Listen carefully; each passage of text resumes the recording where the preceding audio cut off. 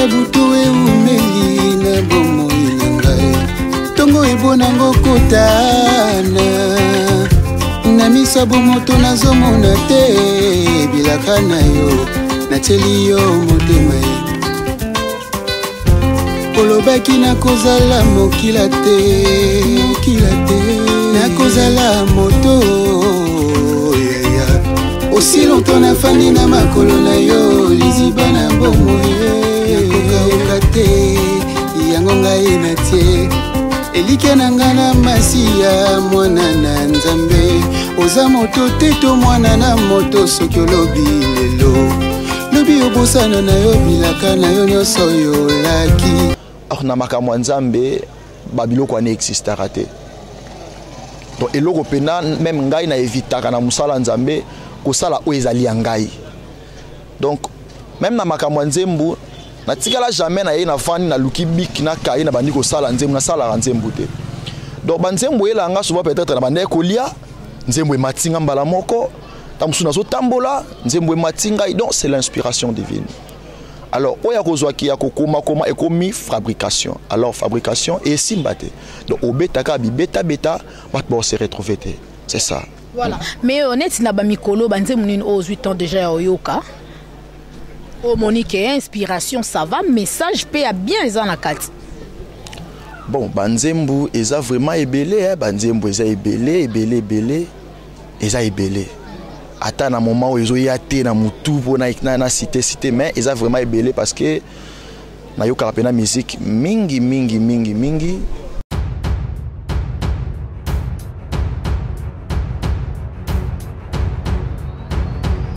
Le Congo promo de Faté bolanda Congo promo pour ezolo ma vérité avec Congo promo it's not the same, c'est pas pareil.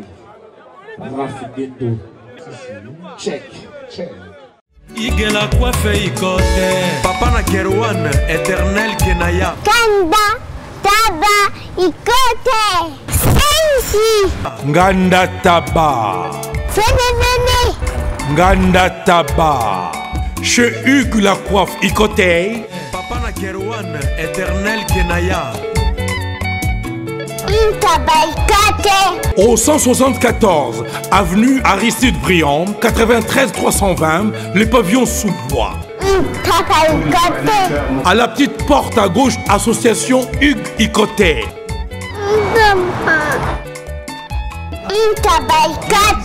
01 41 55 0000. Ntaba Ikoté. Descartes Construction et yeah!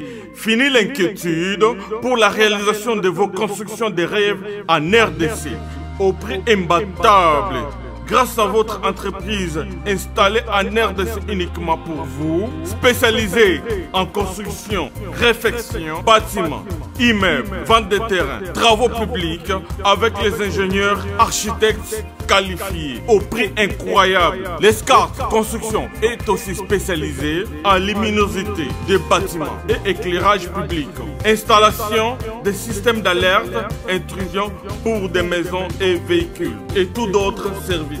Nous acceptons aussi les paiements par tranche au prix incroyable. Pas d'hésitation avec Descartes Construction. Vous serez jamais déçus. Pour tout contact, notre email est descartesconstruction@gmail.com. Notre numéro de contact plus 447 93 92 82 813 et appelez-nous pour Kinshasa plus 243 89 91 56 86 2. Descartes Construction à Tozana Mbongo Moké, opération Tongana RDC. L'agence d'export et d'import Michel Atlantic Shipping et yé bana ya Canada, bana ya USA, bomitungisa lisusuté. Pour tous vos achats et ventes de voitures, pièces de rechange et les accessoires possibles. Na koti na ba koli na bino na Kinshasa, bomitungisa penzate. Please, bakoya koza koli tinanda. Pour tout contact, benga Michel Lukadi plus 1 508 371 60 43 USA na Canada. Pour la Kinshasa, benga na plus 243 89 551 30 38. Meshulu Atlantic Shipping, Yaboye, Bazuapi. Hugues la coiffe Salon Hugues la coiffe Icoté. Une machine de transformation des hommes et femmes.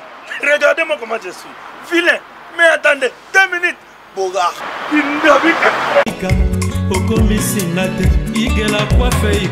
Hugues la coiffe Icoté. Votre salon de coiffure mixte afro-européen situé sur la Nationale 3 au 174 avenue Aristide Briand, les pavillons sous bois.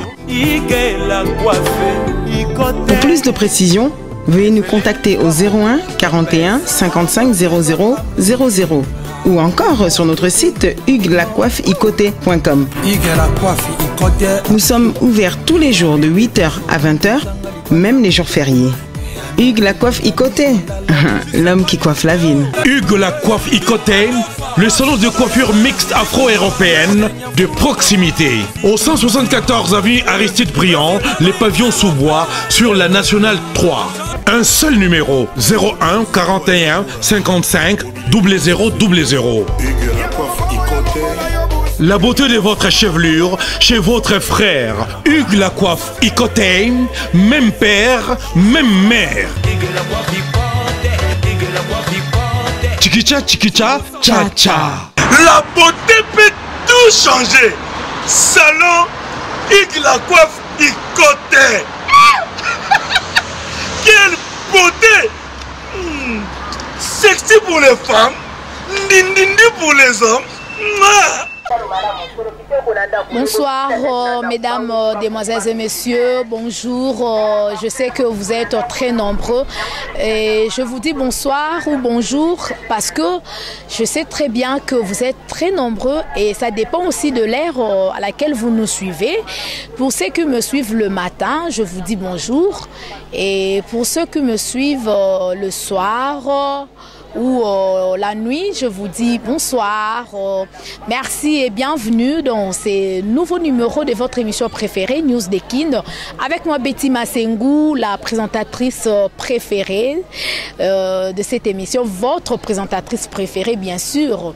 Je suis là pour vous tenir compagnie et surtout pour vous servir avec beaucoup de joie et beaucoup de plaisir.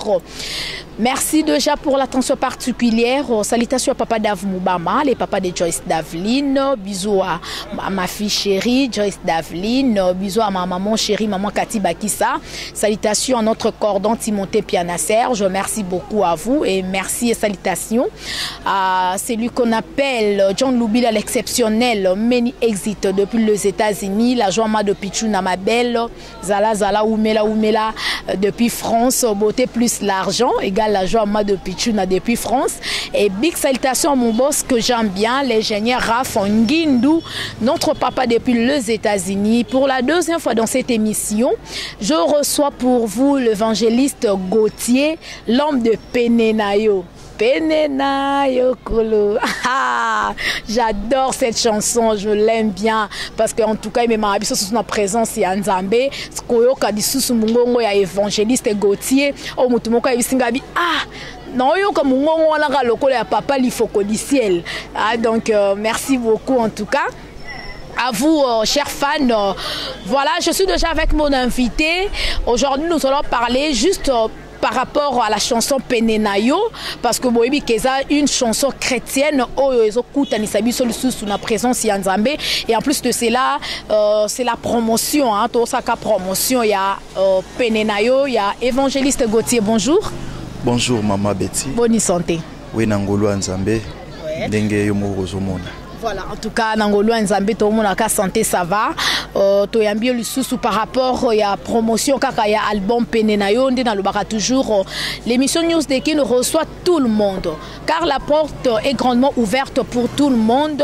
Et frère évangéliste Gauthier, par rapport à l'émission passée, tout ça qui est un peu moins réaction ndeko balanda biso peuple de Dieu ebele ba sepe na nzembo wana pene na yo vraiment nzambe azwa lokumu na ndenge nzembo wana ekoti na kati ya mitema na bango parce que na musala nzambe o tozo sala na monde ya musique tozo sala yango na ba sentiment na biso te tozo sala ngo ndenge tozo linga te mais tozo sala ngo plutôt ndenge nzamba zo linga c'est pourquoi faut ba sepela nango kaka parce que o nzamba lingi pona mutu eza o mutu o sepela nango parce que nzambe ezalaka toujours différent na oyo batu ba bongisaka donc c'est ça.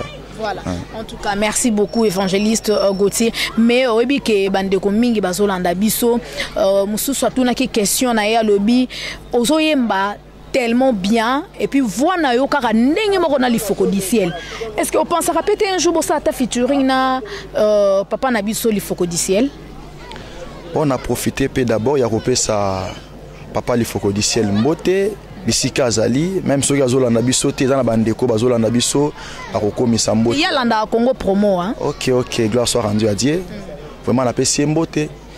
Koyemba na papa lifoko du ciel ya problème te parce que aza vraiment papa oyo na lingara mingi aza exemple à suivre na kati ya musique chrétienne.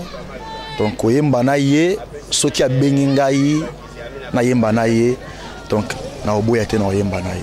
Ya benga yo to yondo benga ye tant que leki tant que mwana papa na na bezo to Samuel moko boye pona lokumuka ya nzambe.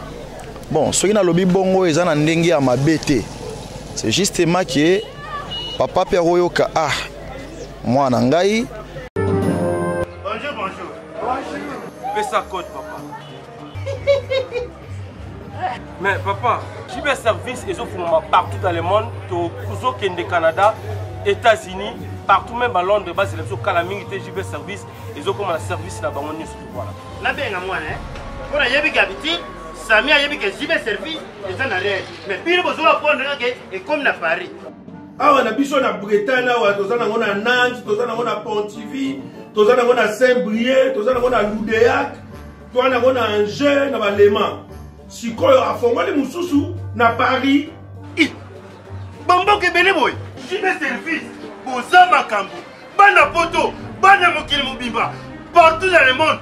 Après ça manko na jibe service. Sainte-Thérèse na Chili, station Sainte-Thérèse na Sibanango en face de la police.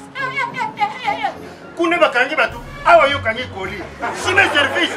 Ayuna. So Raf Ngindu, félicitations. Pour la promotion, c'est la pour l'artiste. Que Dieu te bénisse. À connaît pas demander, il n'y a rien en face. Congo promo, Rafingindu nde. Nanenga mabete Congo promo Rafingindu. Aza mutu aza na mbongo boga, aza na bakara danger.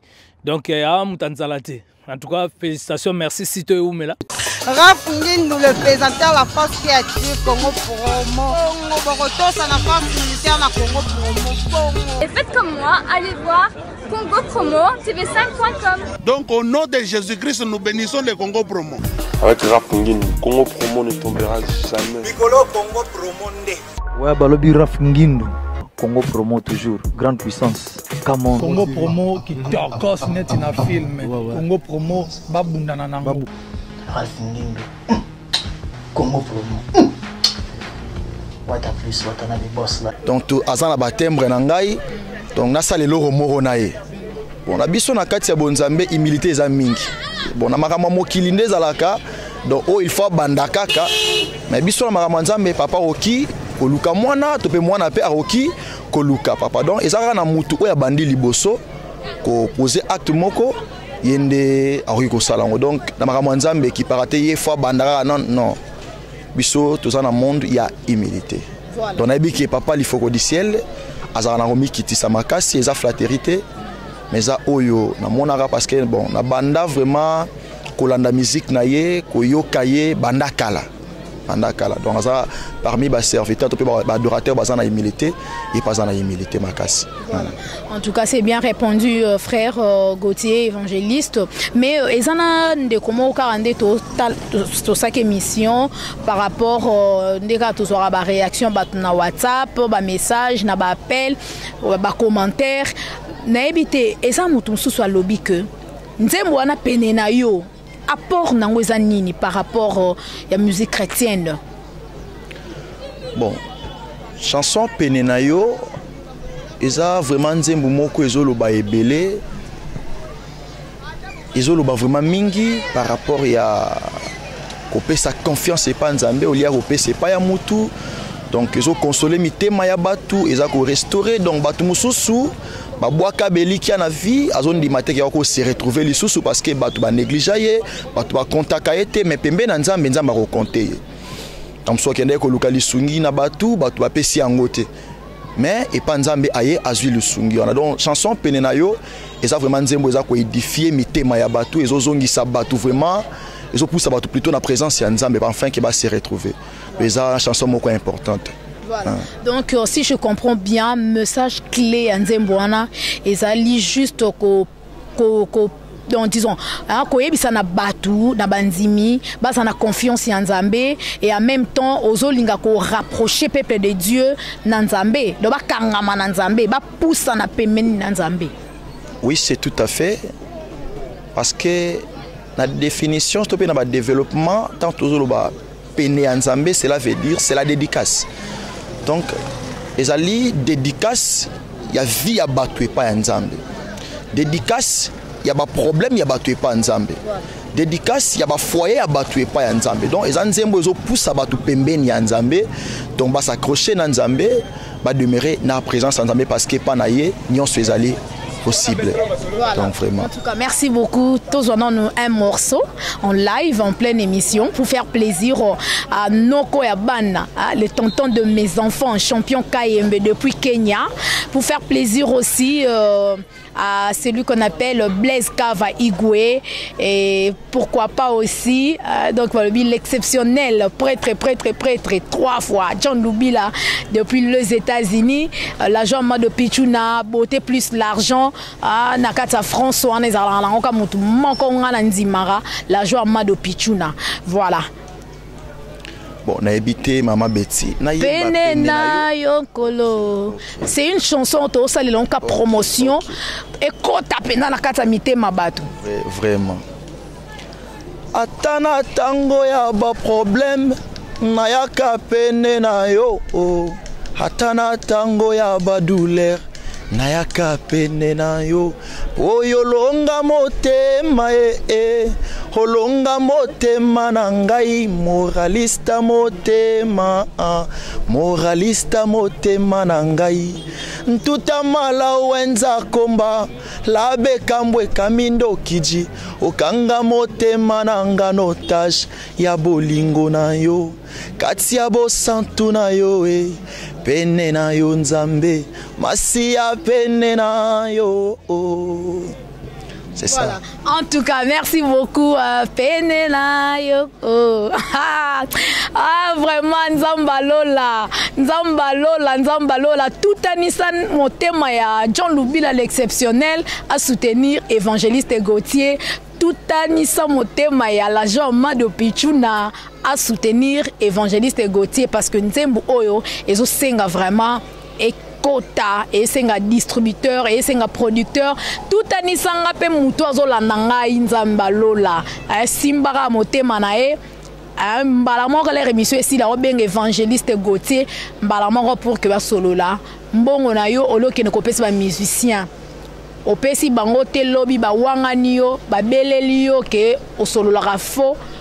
Mais bon, on a eu ce côté de misala nzambe oropambo amayo zolanda biso ozala béni au monde que makamone rokeneka toujours de l'avant soutenir évangéliste Gauthier kozala bien mais évangéliste Gauthier ça na bande konyo so bande komoko basolanda biso quelque part oyo à travers Nzembo on balanda ki ka clip hein? Et puis ça qui vraiment béni na message pour mingi balobi lelo il faut qu'on se le dise ba frère mingi ba oyemba na bango message à malungezate message exacté donc ya sali na ka Nzembo ba beti générique moko boye kaka pa bini sabatu oh bina kataluketu makinu na kolo ye kaka message ka yangwana mais koyoka Nzembo na yo ba oyoka message oyo zolingo yebisa peuple de Dieu je sais pas eza nini eza kaka évolution kama kamongo musique chrétienne ndezo kene nde bino nyoso bokota na bino kaka na même sachet to eza kaka mutu na mutu amoni ke nzambe na nga zo inspirer nga eloko boye ayembi yango. Bon, omoni Mama Betty na monde ya musique. Musique obiso tozo sala et pas nzambe toza ba musica na te. Nous sommes que les adorateurs. Alors ceux qui tolingi to garder un saveur na biso comme adorateur ya nzambe et bongito yembaka o nzambe za ko inspirer biso. C'est tout à fait penengo tu kolobake ezana bandeko oyo bazo yemba yemba ba générique ba seben et tout consort. Bon. Problème est que eloko yo e bongi oyemba parce que ça message autozo transmettre pas ya peuple de Dieu. Et ça la inspiration nzamba pesi. Alors prédication ezaraka maté ane totele marana cher tozo théâtre mais prédication ezape nzembo. Alors soko yembi nzembo oyo mutazo se retrouver nzembo oyo ezo poussa mutu pembeni ya nzambe nzembo oyo ezo talisa mutu conduite na ye na changer conduite na tambola ndenge nzamba lingi. Alors nzamba rosepela nango so biloko bongo eza vraiment pasi mingi pendate na bandeko ba adorateur po ba yemba biloko bongo. Bon nazo telemela penda ba ndeko ba adorateur te mais biso nyonso pe tozo mona ba biloko ezo lekara na mokili par rapport ya ba ndeko ba adorateur mingi bazo yemba ba émotion na bango ba sentiment na makamwa nzambe ba biloko ane existera te. Donc eloko pena même ngai na evitaka na musala nzambe kosala o ezali ngai. Donc même na makamwa nzembu na tikala jamais na ye na fani na luki bik na kai na bandi kosala nzembu na sala nzembu te. Donc banzembu elanga souvent peut-être na bande kolia nzembu matinga mbala moko tamsuna zo tambola nzembu matinga donc c'est l'inspiration divine. Alors oya kozwaki ya kokoma koma ekomi fabrication. Alors fabrication et simbate. Donc obetaka bi beta bat bo se retrouver te. C'est ça. Voilà. Mais honnête na ba mikolo banze munini aux 8 ans déjà oyoka. O Monique inspiration ça va message pe a bien eza na kati. Bon banzembu eza vraiment ebelé banzembu eza ebelé eza ebelé. Ata na moment où ezo yate na mutu pona na cité mais eza vraiment ebelé parce que na yoka pena musique mingi ya bandeko na ngai ba adorateur na ba adoratrice na yoka vraiment musique na bango banzembu eza ebelé. Mais balobi ke ba musicien chrétien mingi pe ba koti na monde ba kisi vous combinez Dieu et Satan. Or balobarango le chien a 4 pattes mais il suit un seul chemin. Na ebité ça pour nani pour na succès pour la célèbre ou soit pour nzembo yo kana ti obeti pene na yo emso mona ke e ou melane ba balobaka ke nzambe ou melaka mais à côté kuna mbala moko ya tikotak. Je sais pas. Et ça vrai tous les archives de baloba bongo.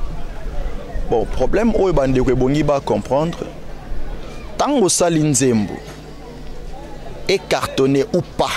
Ce qui est là qui inspiration divine est alika nzambe moko. Alors yoko luka moyen mon côté ba koti sur place moko boye enfin que nzembo ezo succès yebana donc eza vraiment na utilité mon côté. Donc vraiment bande ko belé ba bungi nzela ba luki succès a molili mais conseil nazo pesa na bande kongo bazo yo kangai pe na ba ona ba kotité o ba kotité s'il vous plaît tozela ta nzambe et soit lobi celui qui persévérera jusqu'à la fin sera sauvé. Alors musalo to sala to yekoli yango pa ba para biologique na bisoté eza nzambe nde mutapesi bisoto sala. Donc entre échec na réussite nango soki to demeurer na persévérance ezotalaka nzambe moko. Mais je ne pense pas que to kokuya na kati ya réussite to pe échec. Mais c'est comme si pe ba oyo kana pété bande kwango wana yepo yebi ba on atanga ba kombo. Te na bora la tanga pour bande ko Hollande viso déjà ba yebi ba frère wana oyo to yoka ke ba simba pe ba kisi mais ba sala pe ba succès mais c'est comme si pour les moments ba yoka na bango lisuste. Bon, et l'Europe si vous ezo sala bande ko misusu boye parce que ba komisi makamwa nzambe le rôle la compétition. Comme nzambe za compétition te. Donc baye banga kaka. Baye banga na kende pe poto ba kwenda futuka. Eza wana te. Lobby nanda sonan de komoro esinga il faut voyager na bi c'est bon ko voyager dans un problème té mais linga soko lingo voyager ou bien luka soko lingo voyager et à la volonté en Nzambe parce que ceux qui ont la volonté en Nzambe OK ça les loko Nzambe atindeli mais ceux qui ont la volonté non OK ça la o mutema na yo moko zo makanisi plutôt ils ont pensé yo lo babon po yo na komelote évangile Évangéliste Gauthier, pour nous comme l'autre, pour est-ce que vous pouvez penser qu'un jour faut payer moyer bana, au bête rapper bas salamine le quoi bas frère rebelle belé bas bête alors bas frère José Ndita, bas frère Mike Kalambai, bas même bas frère Henri Papa, Franck Moulacha, bas frère Michel Bakenda, bas c'est belé bas maman Lombongo, Bakenda bas poto bas bête taper bas salamine est-ce que yo au penser en haute. Maman Bettina, si c'est un rouko le bâtard, au moni bande koebele au bazar na kati ya monde à musique ya bonzambe to pe bazar na kati ya évangélisation au ba lingara poto mingi selon bango to pe selon conception na bango voyage baso zongo lokwa vie moko de luxe vie moko ya abondance or pas na biso bon na longwana pas na ngai et pas ya nzambe plutôt voyage ya ba Europe wana ko kende ba Amérique et ça justement ba tour ya kokende ko tika malo bato pe message Nzambe a poussera biso to kena ngote pour que pour na réserve vie abondance vie anene non et ça justement ba déplacement le roi rotina nga pe kene kasangulu alors ya tininga te pour na kene ko vivre ba nini ba bonheur kuna na kene ko fe ba ça ba fête bienga non donc atininga na même message alors ce qui to zuela kango na ba sens ya bongo et aux andés mususmet bande ko be lelo ba komi ko zango na sens que soka bandi ko voyager donc à cause de maman on a vie à grandeur à côté mbala moko na vie moko ya élévation ya likolo non et ça résout bongo te donc question tout ninga ke soki ngai pe nini bon na musala nzambe le to sala nga bani mama nzambe lelo te na bani maka nzambe mukie donc vraiment mukie na bandi côté ya maloba nzambe na kilote na ba marché na ba wenze na ba mituka donc to kutani pe na ba humiliation ndenge na ndenge donc nazo évoluer kaka na makambo nzambe donc ce n'est pas les temps ou bien repé ça ba expérience ba temps na sali autant des années na msa nzambe non mais na umeli makasi na makambo nzambe vraiment discipline ezali esengo nanga na souhait ezalaka te ke na arriver na point où bande comme sous ba arriva ba bunga nzela donc na lingaka toujours na demeurer na présence nzambe alors bande ko bazo yo kangai kanga date ya lelo toza toujours na présence nzambe. Voilà, en tout cas, merci beaucoup. En tant que Lelo, évangéliste Gauthier, lui, tu as toujours la présence en Zambé, tu as tepo et belé, ma frère en Christ, comme frère en crise. Mingi ba pengwa donc moi on a quatre voiture na ba chérie musique écoute donc mon repère moi nini au moins la logo qui na rapporto yaka donc ba pengwa faut qu'on se le dise mais ça peine mususu oti lelo ba toujours na présence en Nzambe ba toujours na bon Nzambe ba otambola na kobanga Nzambe en tout cas coup de chapeau déjà na ba wana nyoso boza ko persévérer donc merci beaucoup mais évangéliste Gauthier tozo ke malé na suka émission na biso je sais pas bandeko oyo balanzi biso surtout nanzem opene na yo odo senga nini na peuple de Dieu. Bon nazo senga vraiment ebele en dehors ya consommation ya chanson nazo senga pe contribution na bango financière donc vraiment ba soutenir ngai ba biloka boye eza mingité mais soko moni ndeko mutumoko aza vraiment na eloko nzambe a vraiment soutenir eloko wana parce que ça lipamboli ya bato ebele donc chanson album penenayo ezaka chanson de meza titre mon album chanson penenayo nde eza chanson ya liboso ya nini ya titre album nde yango to bet alors etikali ba chanson eza ebele parce que album penenayo eza album ya 8 titres le etikali 7 titres donc 7 titres na moyen à kosilisa ngo penda ezate parce que moi ba difficulté ezali donc dans autre travail ils ont senga vraiment makoki ya mbongo moyen pena on a ko travailler ngo ils ont moyen moko ebongité salama parce que dans na posa pena peuple de Dieu ezwa eloko moko ya bien donc na ça eloko monter ya mbangu po si là en fait que bat ba mona nga pe na za la page non na lingi eloko yo bat ba ko se retrouver eloko yo bato bakobika eloko oyo bato bakopusana pembeni na nzambe eloko oyo donc bato bakoconsidere su nzambe mingi. C'est pourquoi nazobeta sete na bandeko basunga bacontribuer bandeko oyo basungaka basali ya nzambe basungaka misala nzambe ekende liboso bakontinue kosunga. Numéro ya telefone na ngai ezali plus 243 81 72 18 8 42. Na répété plus 243 81 72 18 8 42. Évangéliste Gauthier Bokeka. Donc ceux qui ont bengi ngai okozwa ngai so pongo komelanga na WhatsApp okozwa ngai. Donc c'est important te ya kozwa mbongo bolimbisa ngai soki na ina soulever loko to beni nazo soulever yango ya kobinisa bato mutakala. Hein? Na sima wana bato musu bakota na kati ya rythme robina mutakala na bakomi na destination ya Lifelo. Donc olingate aux à l'occasion de shit pour na bato ebele mais luka au contribuer aux à la occasion ya élévation ya bato ebele ya bénéfice to pe ya lipamboli ya bato ebele. Vraiment moyen ezaka moko ya ko soutenir vraiment basali ya nzambe to pe musala o nazo sala difficulté eza makasi. Donc nyonso ya koloba moyen ko lobeza te mais bandeko bango bazo comprendre que voilà. Donc en tout cas nzamba simbelanga motema ya mon boss que j'aime bien, l'ingénieur Raf Ngindu depuis les États-Unis à soutenir l'évangéliste Gauthier Bokeka parce que yé a osala musala nzambe ndenge sengeli.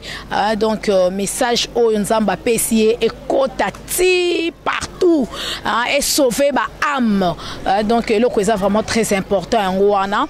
Numéro à pesi na koko reprendre en go plus 243 81 72 18 8 18 plus 243 81 72 18 8 42.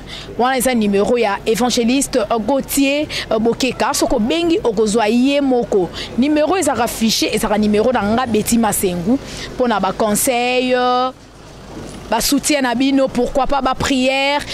Donc ils ont un numéro nanga mais si vous avez besoin ko benga ka invité bo benga na numéro na ye moko personnel ndenga évangéliste Gauthier pesi bo bengi na numéro na ye moko bokozwa ye vous avez besoin ko soutenir ye soko bengi okozwa ye moko na téléphone soutien na yo nzamba ko pambola yo. Merci beaucoup à papa Dave Moubama, le papa de Joyce Davlin pour les images.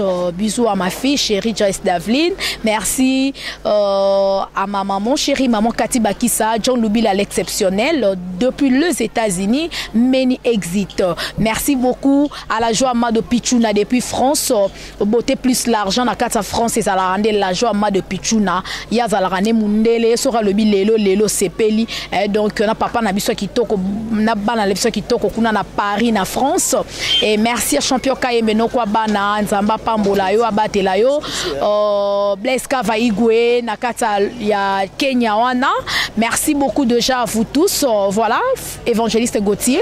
Excusez, nalinga qui na flashé bandeko chanini moi d'une partie.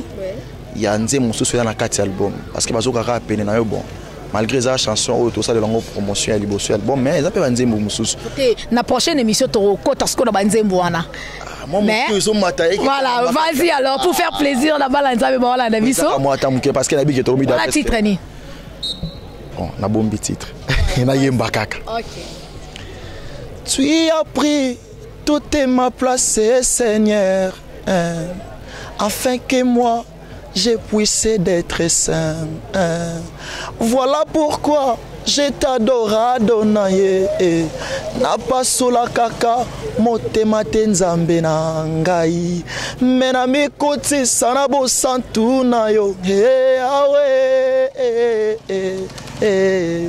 OK. Voilà, en tout cas, merci beaucoup. Là, c'était pour faire plaisir. En tout cas, je vous aime énormément et merci pour la confiance renouvelée. Merci surtout pour l'attention particulière à cette émission. Moi, je vous quitte déjà.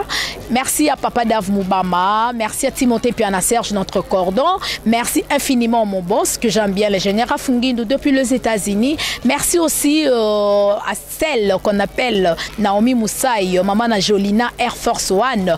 En tout cas, donc balbi toujours Betima Sengu sala déjà ba formation na ye donc ba onyo so wana ba représenter comme sala o biso to sali o biso ba yaya ba lakisa donc mote pe mingi na papa lifoko di ciel nzamba simba motema na yo soutenir évangéliste Gauthier bokeka oyo azana ba timbre bolo ba timbre wana sa biloko na bilo bata musique ba timbre do beyembeli ya ba papa la biso lifoko di ciel depuis place aux bambo tebele mais ngala kolinga fana tike mission oyo na quitté évangéliste Gauthier amema biso lisusu na moi esengo muke na moi nzemu muke po lelo to olinga ka to yembisa e po ezaka promotion kaka ya album Penenayo. Merci beaucoup évangéliste Gauthier d'avoir répondu à notre invitation. Ba bonne chance en tout cas Nzambe amema bisika oyo alingi amema yo et puis album oyo ekota partout. Merci beaucoup à vous et je vous laisse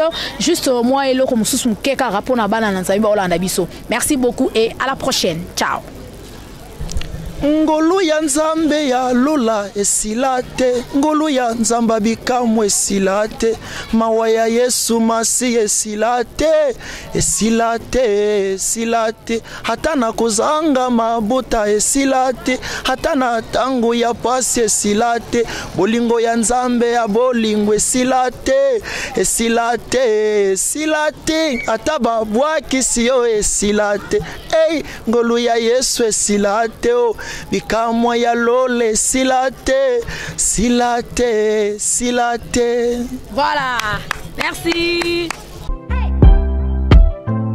Hello, bonjour, salut. Mbote nabino, mbote nabeno, abari yako. Ezande konabino Dominique Diomi, c'est votre frère et humble serviteur Dominique Diomi. This is your servant Dominique Diomi.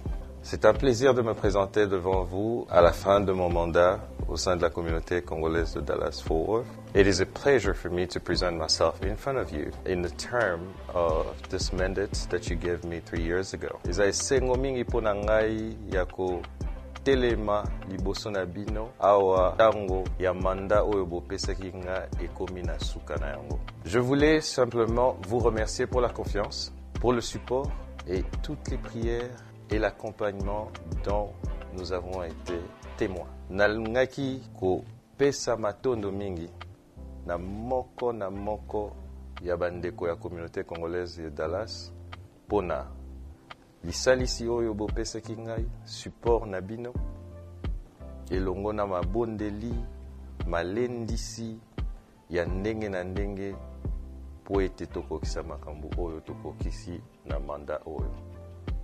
I would like to take advantage of this opportunity to thank all of you for the tremendous support we received during the mandate that we've had to exercise as president of the Congolese community of Dallas for the past 3 years. It is with a lot of joy. It is with a lot of grateful for your support. Nangonga oyo na profite pona koyebisa bino que tozali kotia lisusu candidature pour notre deuxième mandat. Je profite de cette occasion pour vous annoncer notre candidature pour un autre mandat. I would like to take advantage of this opportunity to announce that we're running for a second term. Durant les 3 années passées, nous avons accompli beaucoup de choses avec vous. Nous avons poussé notre communauté. Nous avons élevé la bannière de notre communauté plus haute. Mais il y a encore beaucoup de travail à faire. During the past 3 years, we've done a lot of things. We've achieved a lot of things together. We've moved our community forward. We literally put our community on the map. We've accomplished so much, but still, a lot of work remains. Nabambula misato oyo tozalaki ko diriger communauté e bandi ko bongwana. Tokokisi makambo ebele. Tosali ba avancer ebele. To elongo na bino to tomboli bendele ya communauté na biso na kati ya mokili. Kasi mosala etikali lisusu ya kosala. Pe nanu tolembi bino te. Lokola nzoko alembaka mino na yete tozali na elongo na bino po ete to continuer kotindika communauté nabiso et kende liboso. Alors, nous venons par la présente solliciter encore votre support, votre contribution pour que nous puissions faire de la communauté congolaise de Dallas-Fort Worth la meilleure communauté congolaise dans le monde. Ceci est un processus, certes, mais avec votre aide, nous pouvons le faire. Je voudrais, par la présente, demander à chacun de personnes qui apprécient ce que nous avons fait et qui croient que nous avons encore le potentiel de faire plus, de s'enregistrer, d'être prêt pour venir voter. Baïba sepelaki na maye na baide na makambo nyonso tokokaki kosala oyo bakanisi ke soki bapesi biso manda mosusu tokosala lisusu ya minene bakoka bongo ko supporter biso bakoka ko belema po ete bakoka bongo ko voter na maponami o ezali koya ndeko na bino Dominique Diomi. I would like to ask each and every one of you who appreciated the work that we've done in the community, who have thought that the work that was done was on its way to changing our community, to pushing our community forward, to please associate yourself with us again, support what we're planning on doing. If you believe that we have the potential to achieve even more together, I beg you, I ask you of not staying still, by coming and voting us once more to the position of President of the Congolese community. And together, we'll achieve even more. Eindi eza ya kuyinda. Nakoloba te lisanga ya banganga. Lisanga ya bana nzambe. Selola toujours pechanga exil moi lilobeke sanga bien. Babi bana Dallas tozo yati. Tozo ya na Congo lunda wa. Babi tolo ba mingi te poto tozo ya ne musala wa. Équipe eza costume ba musu bomo bango to bomo na bango. Babi tozo ko spécial bino. Boloba bolela ki bozela ki biso mingi tozo ya vraiment cette fois-ci jamais quoi. Tozo ya bana ba le 5 août. Bana août ne ba 5 sibaga mbo eza ko yinda. Toya. Dinana. Okoloba te. Ah oui, événement eza biso bana août na bana Dallas. Je veux dire que nous fêter ensemble na bino. Ah oui. Bana Dallas boso mababiye et tanio sur l'Amérique boso mababiye. Spectacle est chaud et puis tozo ya po ba remettre biso ba trophée na biso o tozo mérité. Voilà. Donc nazo bengi sa bino nyonso boso mababiye partout bisika nyonso bozali Congo Good Award nulle part ailleurs. Aya et pas. Clément c'est chaud. Clément chaud moi c'est Ambinga, hein? Mundu pete. Alors tozana basara, tozana ba junior Kombozo junior. Ouais, Congolwood ngande tolobi. Donc le 5 août déjà tozana kata Dallas. Voilà. Donc le 11 tokutani, contact Clément Chaud. Hein, Yubikaka Clément Chaud dans Dallas. Tu m'habiller pour aussi là. Tu m'habiller, on va congé. Voilà les 5 comment on a fêté l'anniversaire ngai. Mais ça remercie la mention. Dallas c'est lali pour équipe nationale des Oya. Babi to mona mais oyo to yende Dallas. Bana Dallas. Biso to kenda biso partout hein. Ah oui. Tout oyo Dallas. Mais Texas. Donc Texas c'est Zoyinda, bana Dallas, bana Dallas. Ah, ben je crois que ça va briller. L'événement c'est le 11 août. L'événement parce que là on va nous remettre des trophées. We're gonna come very soon to get our own trophy, the awards. Then we are coming to Dallas. Nakoloba mingi te mais événement ezali le 11 août. Des événements mais biso déjà les 5. Netika 14 à la déjà na Dallas. Rien à dire. Congolwood, bon somba babiye, bon contacter Clémence Chaud. Bon somba babiye, batouvé ya bisika boya parce que ça va chauffer. Mais c'est déjà qu'à bana Dallas, que bana France, bana Belgique, bana Canada, bana Suisse, bana Angleterre, bana Canada ba boye belé. Bana Canada belé. Junior dit que na wiki na bata Brésil ba oya. Herman Kasa benga lo biso ko mingala ye. Oh, Herman Kasa kozala. Moi mulopa kozala. Ansu Luzolo kozala. Videlo kozala. Kalunga kozala. Sila kozala. Ariashua kozala. Mode. Eh ben ça va. Mais nous avons fêté président. Nous avons fêté c'était ici les 5, Dinana le 8, la cadette de la famille. La donc 28, il est le 28, reflété ensemble. Donc, Nzambi, nani aozanga okota nani akozanga oyo nalingaka selfie na black and white. Oh la douche. Chika Kimi Chika Hey. Chikako. Ma fille. tozoya kofete mokili ekomi na suka filme botali filme cartonné ezoya kozwa pe trophée nango filme mokili ekomi na suka tozoya kozwa ba trophée na biso en tant que le bon travail que nous faisons et on vous prévient qu'on sera de retour chez nous parce que nous on y va on rentre aussi. C'est Lola toujours. C'est Lola. Rien à dire, Clément c'est chaud. Oh papa ça m'embengi, Clément c'est m'embengi. On est ensemble, il n'y a pas de souci, rien à dire.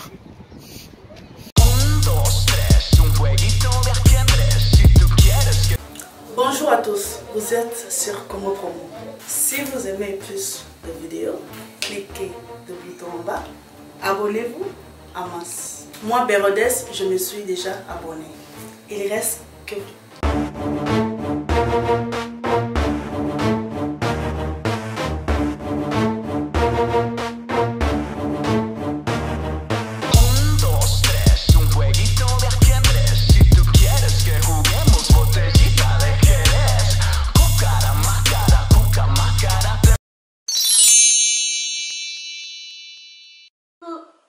Coucou, c'est Nathalie Makoma. Promo sur CPLA TV. CPLA TV Box est commis à 55 livres. Et encore plus, 10 jours gratuits. Et encore 15 livres par mois. Abonnement dans CPLA TV. Oh mon Dieu. En profitez. Boya parce que promotion awa. Et zaline kopé la moto. CPLA TV. Wow. It's the best. Nathalie Makoma. À bientôt.